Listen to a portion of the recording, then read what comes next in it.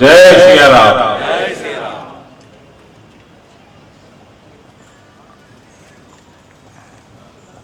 పెద్దలు, సభాధ్యక్షులు, జిల్లా మున్నూరు కాపు సంఘ కోశాధికారి ధర్మపురి సురేందర్ గారు, భారతీయ జనతా పార్టీ నూతన జిల్లా అధ్యక్షులు శ్రీ దినేష్ కులాచారి పటేల్ గారు, కిసాన్ మున్నూరు కాపు సంఘం మాజీ అధ్యక్షులు ఆది నరసయ్య గారు, సుగంధం తరఫ అధ్యక్షులు సుగంధం గంగాధర్ గారు, జిల్లా సంఘం జనరల్ సెక్రటరీ ప్రధాన కార్యదర్శి ఆకుల రాజేశ్వర్ గారు, మున్నూరు కాపు సంఘ కులానికి సంబంధించిన కార్పొరేటర్లు నేలం రాజు గారు, బంటు వైష్ణవి గారు, పంచిరెడ్డి లావణ్య గారు, పంచరెడ్డి ప్రవళిక గారు, ఎర్రం సుధీర్ గారు, సుక్క మధు గారు, ఆకుల హేమలత గారు, జిల్లా భారతీయ జనతా పార్టీ ఉపాధ్యక్షులు నాగోళ్ళ లక్ష్మీనారాయణ గారు, బొప్పిలి వేణు గారు, వివిధ సంఘాల అధ్యక్షులు, కార్యదర్శులు, సంఘాల సభ్యులు, వేదిక మీద ఉన్న మున్నూరు కాపు సోదర సోదరీమణులు నమస్కారాలు తెలియజేస్తా ఉన్నాం.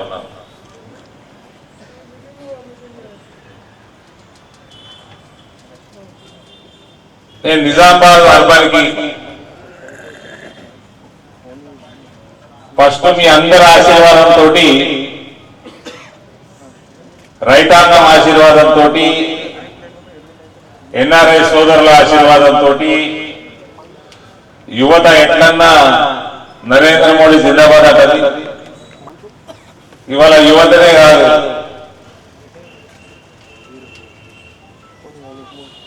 పండు పెద్ద మనిషి కూడా కాడికి వెళ్ళి ఫస్ట్ టైం ఓటర్ రాగా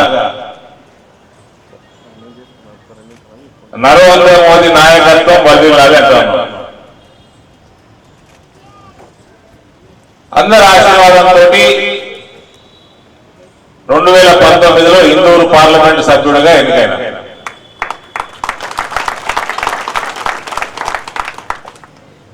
పార్లమెంటు నియోజకవర్గం ఒక అసెంబ్లీ నియోజకవర్గం కంటే చాలా పెద్ద నియోజకవర్గం, 7 అసెంబ్లీలు ఉంటాయి. కాబట్టి పార్లమెంటు నియోజకవర్గం మొత్తం భారతీయ జనతా పార్టీని పెంచడం, అదేవిధంగా ఇందూరు పార్లమెంటుకు సంబంధించి ఉన్న సమస్యలన్నీ తీర్చడం, ఇవన్నీ కూడా బాధ్యత నా మీద ఉండే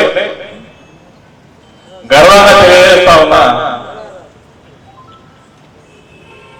పెద్ద మనిషి ధర్మపురి శ్రీనివాసరావు దగ్గర నేర్చుకుందని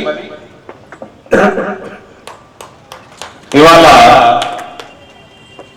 ఇందూరు పార్లమెంట్ లో భారతీయ జనతా పార్టీలో ఆయన దగ్గర నేర్చుకున్న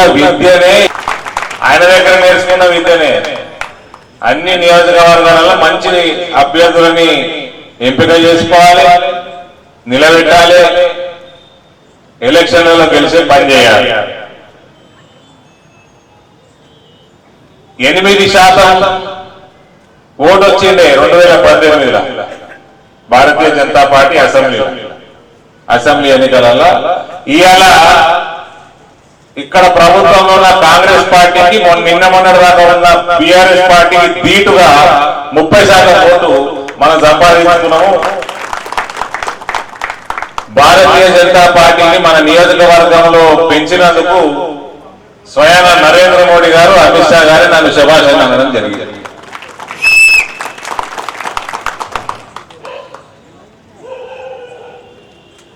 నిజామాబాద్ అర్బన్ వచ్చినప్పుడల్లా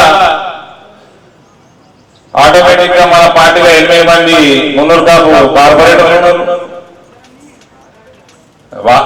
వివిధ లెవెల్స్ లో నాయకులు ఉన్నారు, అందరి దగ్గర వచ్చినప్పుడు కలుస్తా ఉంటారు. నేను ఆ నాయన అడుగుతుంటే ఇక్కడికి రాగానే నాకు ఇల్లు నిజామాబాద్ అర్బన్ ఉన్నది, ఆర్మూర్లో ఇల్లు ఉన్నది, నాకు వేల్పూర్తో సంబంధం ఉన్నది, కొరుట్లతో సంబంధం ఉన్నది. కానీ ఇక్కడికి రాగానే ఎందుకు డాడీ నాకు చాలా ఇంటికి వచ్చిన ఫీలింగ్ వస్తుంది, ఒక తల్లి దగ్గరకు వస్తా ఫీలింగ్ వస్తుంది అంటే మా నాయన అది తల్లి వేరు లాంటిదిరా, మన చెట్లకు వేర్లు ఉంటాయి కదా, తల్లి వేరు లాంటిది కాబట్టి అది ఆ వేరు ఆకాశాన్ని భూమిని కలిపినంత బలంగా ఉంటుందని చెప్పిండు. పెద్దలు చాలా మంది మాట్లాడుకుంటా, పెద్దలు డి శ్రీనివాస్ గారు మున్నూరు గ్రామ సంఘాల వాళ్ళకి ఎంతగానం చేసిండో, ఎంతగానం తిప్పలు పడి ఫండ్స్ తీసుకొచ్చి ఆనాడు ఆయన ఎమ్మెల్యే ఉన్నప్పుడు ఇప్పుడున్నంత ఎమ్మెల్యేకి 5-5 కోట్ల రూపాయల నిధులు లేకుండే. అలాగ మా అంటే కష్టపడితే 50,000 లక్షలు, నేను కొన్ని కోట్లలో ఇచ్చిన. పాపం ఆయన ఉన్నప్పుడు అంతగానం లేకుండే నిధులు. అక్కడ తిప్పలవాడి, ఇక్కడ తిప్పలవాడి, ఇన్ని సంఘాలు. ఇవాళ మేమందరం పెళ్లిలో తిరుగుతూ ఉంటాం. మేము కూడా చిన్నప్పుడు ఆయన ఫోన్లు మాట్లాడుతుంటే వింటుంటివి తిప్పలవాడి అని. ఇవాళ కనబడతా ఉన్నాయి, పెళ్లిళ్ళు అవుతా ఉన్నాయి, పోయి అక్షంతలు వేస్తా ఉంటాము. సంఘం చాలా బలంగా అయింది. అదే రకంగా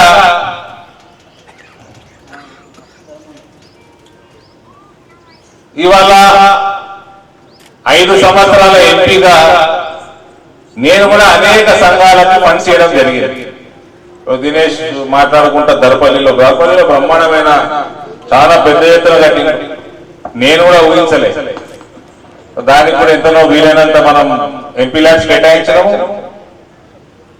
ఉన్న 5 సంవత్సరాలలో 2 సంవత్సరాలు ఎంపీ ల్యాబ్స్ లేకుండే, 2 సంవత్సరాలు ప్రజలకి ఇచ్చిన టీకాలు, ఏది 2 టీకాలు ఉచితంగా ఇచ్చిందో మోడీ గారి ప్రభుత్వం, ఆ టీకాలన్నిటి కూడా ఎంపీ ల్యాడ్స్ రోడ్లలో ఇయ్యలేకపోయినాము. ఎందుకంటే 3 సంవత్సరాలే మాకు ఫండ్స్ వచ్చినాయి 5 ఏళ్లలో.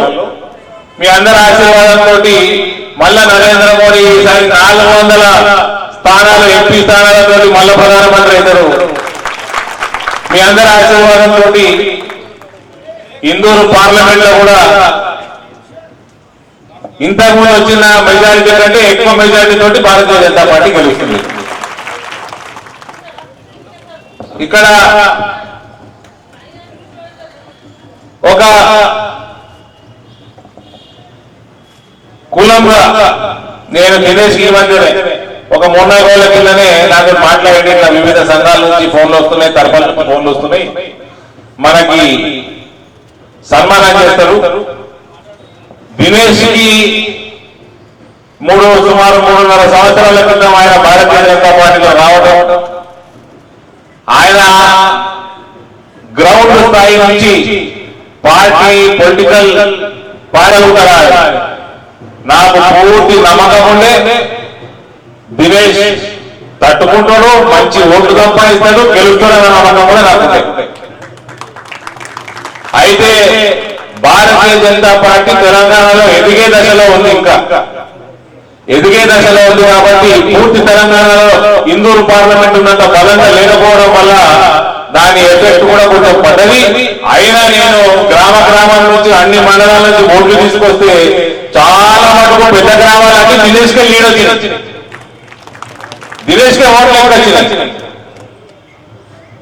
కొన్ని 2-3 కారణాల వల్ల అది ఇందూరు పార్లమెంట్ కి బీజేపీకి సంబంధం లేదు, దినేష్ కి సంబంధం లేదు. అటువంటి కారణాల వల్ల ఆయన ఓటమి పాలేదు. కానీ ఆయనకి టికెట్ ఇచ్చినందుకు, ఆయనని సపోర్ట్ చేసినందుకు దినేష్ ని మన తెలంగాణ రాష్ట్ర ఇన్ఛార్జ్ గా ఉన్న మా పార్టీ జాతీయ జనరల్ సెక్రటరీ ఈయనని జిల్లా అధ్యక్షుడు నియమించబడడం జరిగింది. భవిష్యత్తుకి ఒక కాబోయే ఎమ్మెల్యేగా ఆయన పునాది వేసుకున్నారు. అయితే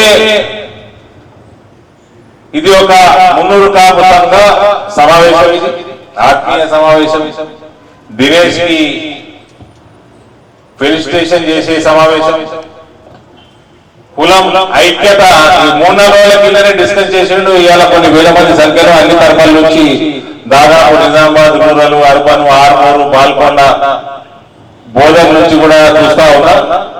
ఇప్పుడే మీటింగ్ అయితా ఉంటే కోరుట్ల నుంచి కూడా, జగిత్యాల నుంచి కూడా కొందరు మున్నూరు కాపు సోదరులు ఇక్కడ రావడం జరిగింది.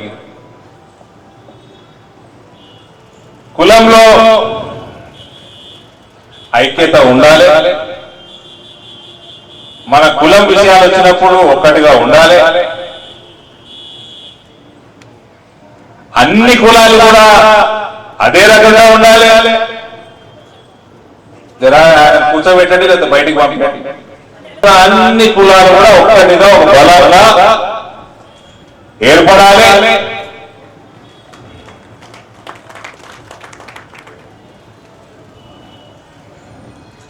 పల్లి వేరుతో పటిష్టంగా అన్ని కులాలు కూడా ఎదగాలి. అన్ని కులాలు ఎదిగి బలంగా మన ధర్మం కోసం నిలబడ్డప్పుడే మన దేశం ముందుకు పోతుంది. 5 కులాలు ఉన్నాయనుకోండి హిందూ సమాజంలో, ఈ 5 కులాలు కూడా బలంగా ఉండాలి. ఈ 5 కులాలు బలంగా ఎదగాలి, ఐక్యత ఉండాలి. కానీ ఈ 5 కులాలు అవసరం పడ్డప్పుడు దేశం కోసం, ధర్మం కోసం ఒక్కటైనప్పుడు పిడికిలి బలంగా ఉంటది. అదే నరేంద్ర మోదీ నాయకత్వంలో మనం చూస్తా ఉన్నాం. ఇవాళ హిందూ సమాజం ఒకటైతున్నది. ఎవరి కులం వాళ్ళది, ఎవరి కుల సోదరుల కోసం వాళ్ళు పనిచేసుకుంటారు, ఎవరి కుల సోదరుల కోసం వాళ్ళు తపన పడతారు. కానీ ఆ కులాలన్నీ బలంగా హిందూ మతం కోసం, హిందూ ధర్మం కోసం, దేశ ఐక్యత కోసం ఒక్కటైనప్పుడు రాముడు కూడా అయోధ్యకి రాక తప్పదు.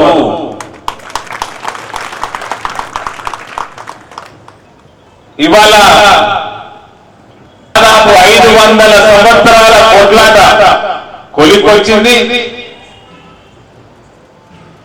నరేంద్ర మోడీ గారు ఏ రకంగా అయితే పరిపాలన చేస్తున్నాడు, ఏ రకంగా అయితే ఒక మన సనాతన ధర్మాన్ని ప్రపంచ వ్యాప్తంగా పెంచుతా ఉన్నాడు. ఏం తమాషాలు కాదన్నా, మన దగ్గర గుడులన్నీ ఎరగొట్టిండు. తుర్కరాజు వచ్చి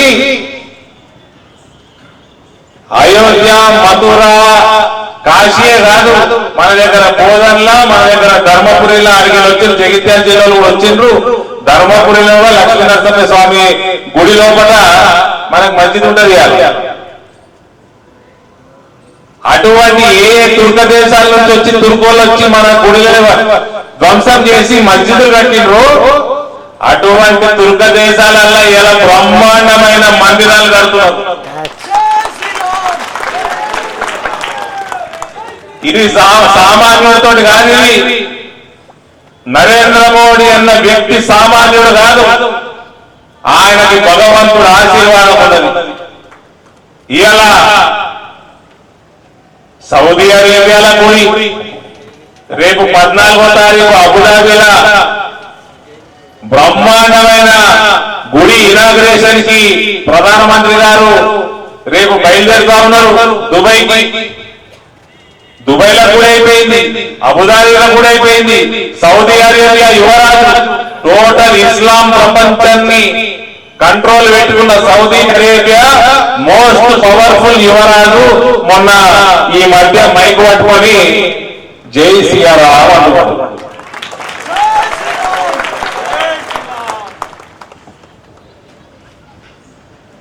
అంటే విశ్వగురువుగా నరేంద్ర మోడీ ఎదుగుతున్నాడా లేదా? భారతదేశం ఎదుగుతున్నదా లేదా? ఇవాళ నేను మళ్ళా గుర్తు చేస్తా, కానీ కొన్ని శతాబ్దాల నుంచి వందల సంవత్సరాలు తుర్కరాజులు అందరూ వచ్చి దండయాత్రకు వచ్చి మన దేశంలో పరిపాలన చేసి ఉన్న గుడులని ధ్వంసం చేసి అన్ని పోతే శివాజీ మహారాజ్ హిందుత్వాన్ని ఎత్తుకున్నాడు. హిందువులందరి కోసం ఒకటై అందరు ఒకటే కొట్లాడి మనకి హిందుత్వాన్ని నిలబెట్టి మొఘల్ రాజులను తరిమి కొట్టిన చరిత్ర శివాజీ.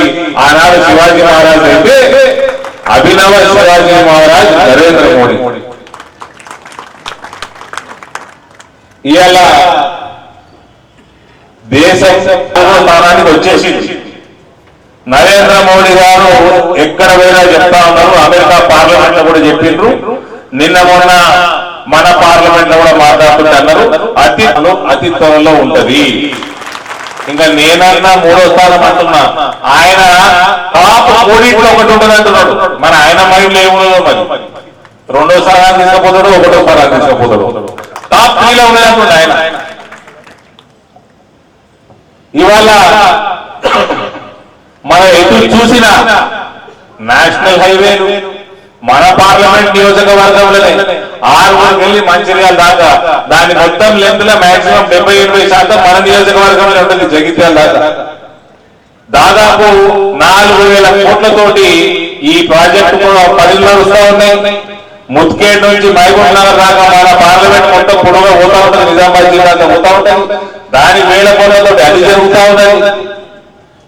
ఇవాళ ఎలక్ట్రిఫికేషన్ దాదాపు 40,000 కిలోమీటర్ల రైల్వే ట్రాక్ ఎలక్ట్రిఫికేషన్ అయిపోయింది.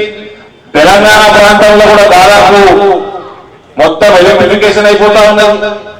మన నిజామాబాద్ జిల్లాకు వస్తే అందరు టాప్ సోదరులు ఉన్నారు. ఒక కాపుబిడ్డగా చెప్తా ఉన్నా, 40 సంవత్సరాల నుంచి ఒక రైతు కడుపు మంట తీర్చిన ఎంపీగా చరిత్రలో నిలబడిపోతుంది.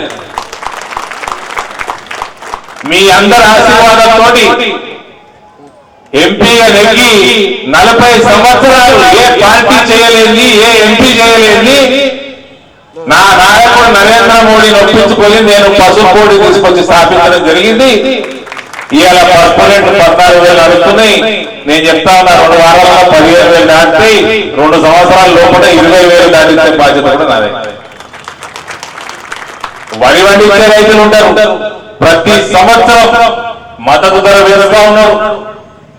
మొక్క వండించే రైతులు మన నాయకత్వంలో మన ప్రాంతంలో పండిన పంటలు ప్రతి ఒక్కటి కూడా బ్రహ్మాండమైన ధర వస్తుందంటే ఇవాళ నరేంద్ర మోడీ ఆశీర్వాదంతో ఆయన చేస్తున్న ప్రధానమంత్రిగా ఉండి అడ్మినిస్ట్రేషన్ చేస్తున్న రైతు బాంధవుడుగా చరిత్రలో నరేంద్ర మోడీ గారు నిలబోతా ఉన్నారు.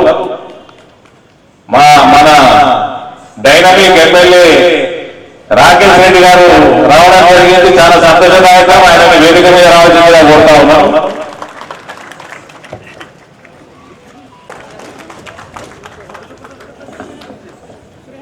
ఏమన్నా ఇందూరు పార్లమెంట్ లో బీజేపీ బలపడ్డదా?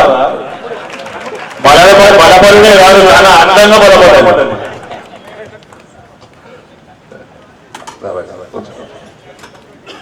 రాకేష్ మనకున్న బంగారు నిల్వలు ఇది ఎక్కువ కాలం కాదు, నేను చెప్పేది 30 సంవత్సరాల కింద ముచ్చట. మన భారతదేశంలో ఉన్న బంగారు నిల్వలు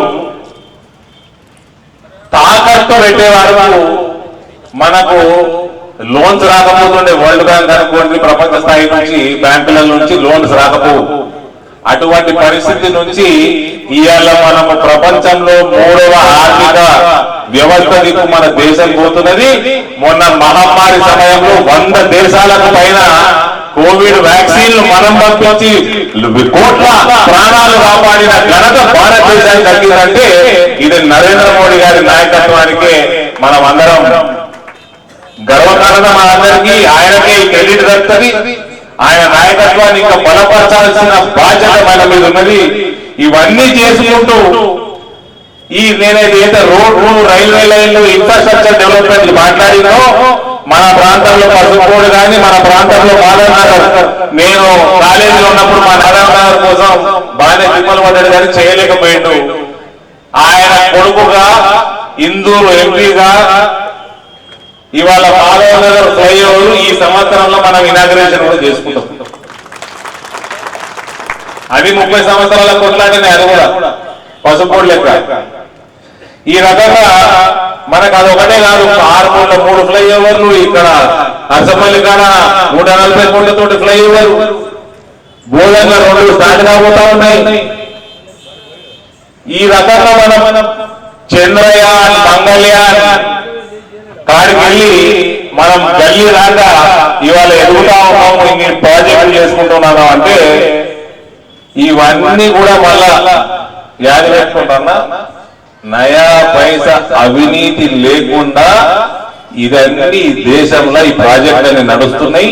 ఈ ఇన్ఫ్రాస్ట్రక్చర్ ప్రాజెక్ట్స్ కి నరేంద్ర మోడీ గారు ఇయ్యాలంటి వరకు 44 లక్షల కోట్ల రూపాయల ఖర్చు చేసి దేశంలో ఉన్న ఇన్ఫ్రాస్ట్రక్చర్ ని ఆయన కట్టడం జరిగింది. 44 లక్షల కోట్ల రూపాయలతో 44 రూపాయల అవినీతి ఆరోపణ కూడా లేదు.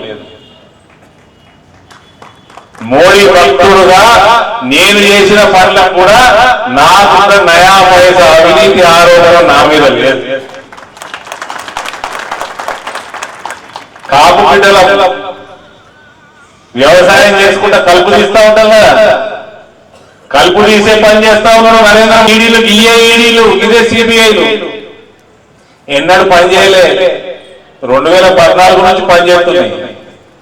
2014 దాకా ఇదే ఈడీ సంస్థ చేసిన రేట్లు 2004 నుంచి 14 దాకా 5,000 కోట్ల రూపాయలు సీజ్ చేసినాయి.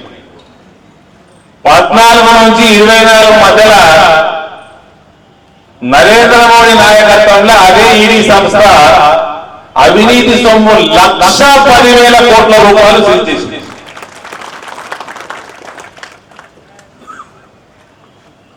ఇవన్నిటికీ బాధ అవుతుంది అవతల పార్టీలకు. ఇది కుల సంఘ మీటింగ్ కాబట్టి పార్టీ పేర్లు చెప్తలేదు. అవతల పార్టీలకు బాధ అవుతుంది, పదవట్టి అదే మిమ్మల్నే కాదు, మీ మీదనే రేట్లు అయితలేవు, మీ చుట్టాల మీద కూడా అవుతున్నాయి, బిజినెస్ వాళ్ళ మీద కూడా అవుతున్నాయి. అన్ని రకాలుగా ఎవరైతే నల్లధనం పెట్టుకున్నాడో అందరి మీద అవుతుంది. అందుకనే ఇట్లా కలుపు తీసేసుకుంటా సమాజంలో నుంచి లక్షల కోట్ల రూపాయల పనులు చేసుకుంటా ముందుకు పోతా ఉన్నారు. అసలు సిసలైన కాపు పెట్టే దేశంలో అంటే నరేంద్ర మోడీ ముందు చెప్పినట్టు చంద్రయాను మంగళయాను వివిధ దేశాలు శాటిలైట్ పంపాలంటే ఇవాళ మన దగ్గర మన సంస్థల్ని ఇస్రో లాంటి సంస్థల్ని వాడుకొని ఉల్టా మనకు పైసలు ఇచ్చి వాళ్ళ శాటిలైట్ పంపుతున్నాం.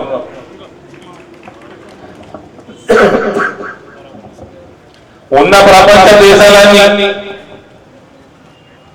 మోడీ బాస్ అంటాడు. ఆస్ట్రేలియా రాష్ట్రపతి, అమెరికా రాష్ట్రపతి మోడీ ఏడుగురు చూసుకొని ఉడికొచ్చి సెల్ఫీ దిగుతున్నాడు.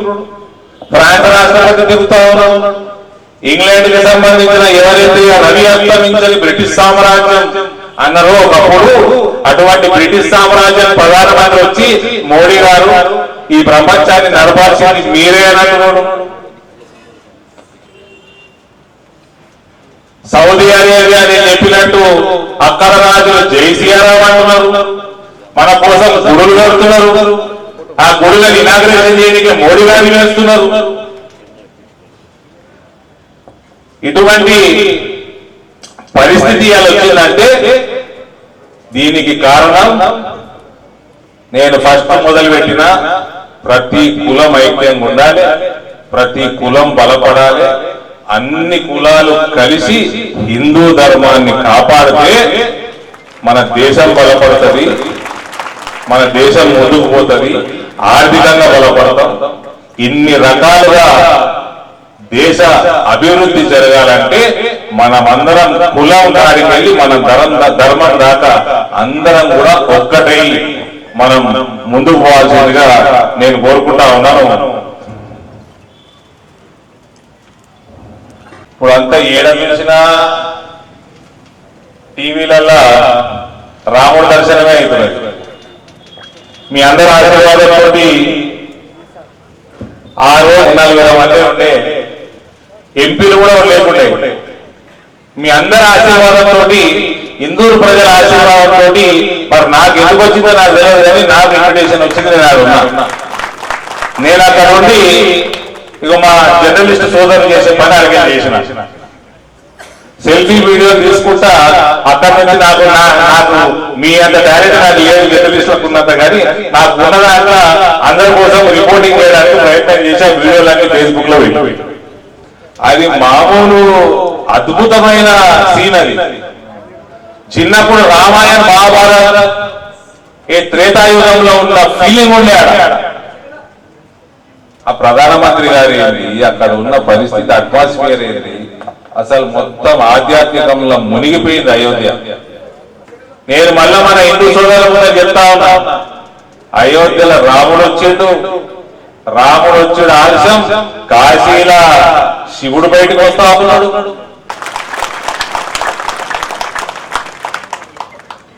ఇవన్నీ కూడా ప్రజాస్వామ్యబద్ధంగా కోర్టుల ద్వారా ఏ రకంగా మనం కోల్పోయినా మన హిందూ సంస్కృతి యొక్క రెస్పెక్ట్ ఉన్నదో అది వాపస్ ఎట్లా తెచ్చుకోవాలో అన్నది కూడా మన సమాజానికి నేర్పిండు నరేంద్ర మోడీ. నేను అందుకనే చెప్తున్నా, రాజకీయాలు పక్కన పెట్టుర్రి, పార్టీలు పక్కన పెట్టుర్రి, ఈ రాష్ట్రంలో ఉన్న ప్రభుత్వాన్ని కూడా చెప్తున్నా, ధర్మపురి లక్ష్మీ నరసింహస్వామి మందిరంలో మంచి తీపిండ్రి, ఇంకో జాగ్రత్త కట్టుకోవాలి. బోర్డర్లా 9వ శతాబ్దం 10వ శతాబ్దం కూడిన అక్కడ లోపలికి పోయి చిన్న దర్గాలు కట్టినట, ఆడ హిందువులు లోపలికి పోషించలేదు ఎక్కడి నుంచో. ఇవన్నీ కూడా మన సంస్కృతి, మన సాంప్రదాయాలు, మన ధర్మాన్ని కాపాడుకోవాల్సిన సమయం ఏ రకంగా కాపాడుకోవాలో కూడా నరేంద్ర మోడీ గారు నేర్పిండ్రు. ప్రభుత్వాలు ఏదైనా పార్టీలు ఏదైనా న్యాయబద్ధంగా కొట్లాడు మొదలు పెట్టండి. మీరు మొదలు పెట్టకపోతే భారతీయ జనతా పార్టీ ప్రభుత్వంలోకి వచ్చే సమయం ఎక్కువ లేదు, అది ఆపలేదు కూడా. ఇవాళ ఏ రాష్ట్రమన్నా పోవన్నా, మీరు ఉత్తరప్రదేశ్ లో, మధ్యప్రదేశ్ లో, గుజరాత్ ఎక్కడన్నా భారతీయ జనతా పార్టీ ప్రభుత్వం ఉన్న దగ్గర నయా పైసా అవినీతి ఉండదు, నయా పైసా అవినీతి ఉండదు. ఈ మధ్య మన ధర్మానికి వ్యతిరేకంగా ఎవడన్నా మాట్లాడితే, ఏదైనా చేష్టలు చేస్తే బుల్డోజర్లు కూడా తయారున్నాయండి. బుల్డోజర్ తెలంగాణ కట్టడం పెద్ద ఆలస్యం కాదు, అది రావద్దంటే ముందు మీరే చదువుకోండి, హిందూ ధర్మాన్ని కాపాడే పని అర్థం చేసుకోండి. ఇక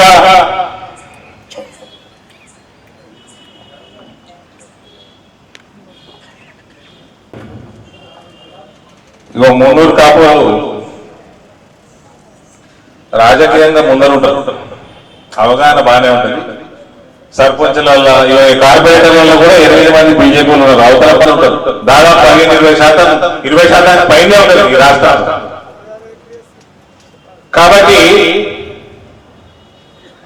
మున్నూరు కాపులు ఇవాళ భారతీయ జనతా చేసే పరిస్థితి దగ్గరకు వచ్చినప్పుడు ఎమ్మెల్యేలు కూడా తయారయ్యారు. వాళ్ళందరికీ తెలుసు, దేశంలో మోడీ ఉంటారు ప్రధానమంత్రి, మళ్ళా మోడీ ప్రభుత్వం వస్తుందని.